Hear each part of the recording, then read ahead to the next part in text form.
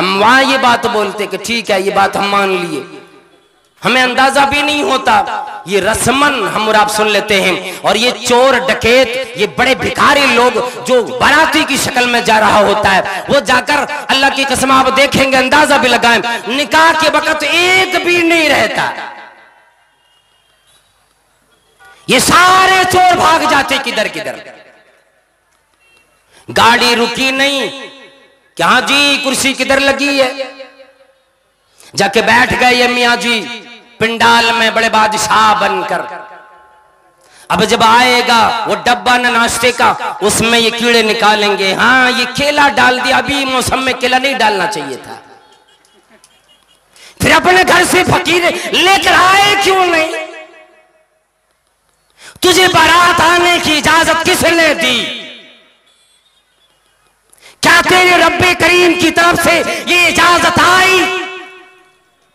नहीं तो फिर आए क्यों?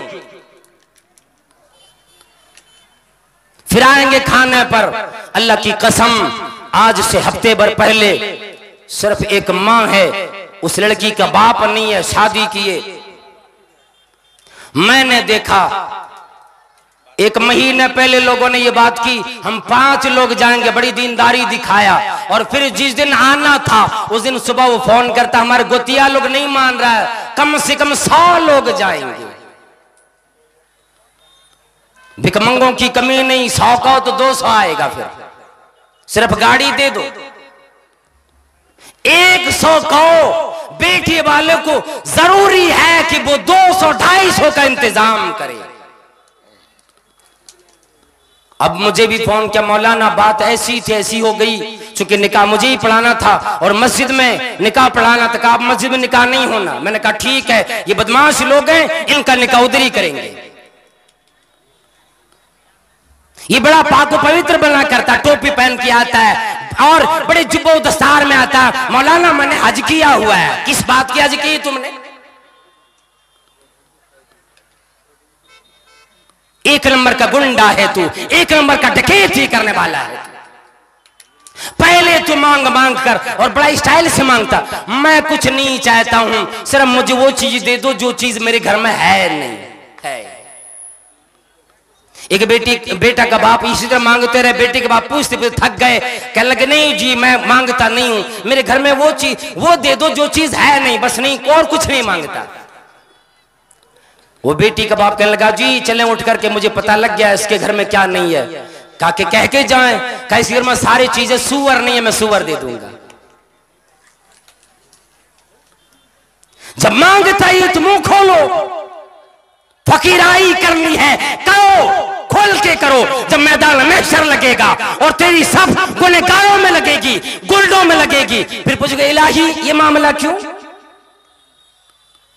अल्लाह रब्बुल आलमीन की तरफ से आवाज आएगी, और दुनिया वालों तुम्हें मेरी बात पे यकीन ना आई।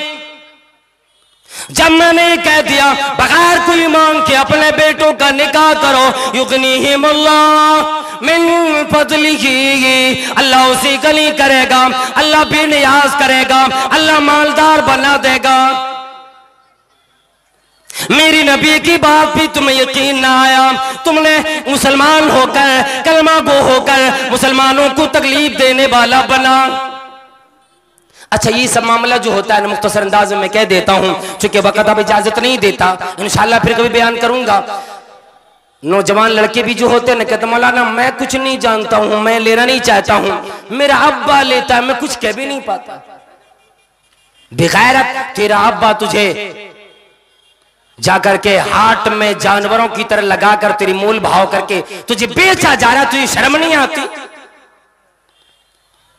बाप से ये हक मांग कि निकाह कराना, नानो रफ्का देना, मुझे घर देना आपका काम है, बेटी के बाप का काम नहीं। और नौजवान अपने बाप से जरा उस वक्त एक सवाल करो, अब्बा जी आपने मुझे परवरिश दी, मुझे जवानी दी, मुझे खिलाए पिलाए, मुझे इतना बड़ा कर दिया है, ओ अब्बा जी क्या आपके पास अभी ये पैसे के लिए, इसी दिन के लिए मुझे आपने खिला पिला के जवान किए कि जवान करके मुझे बेच डालो?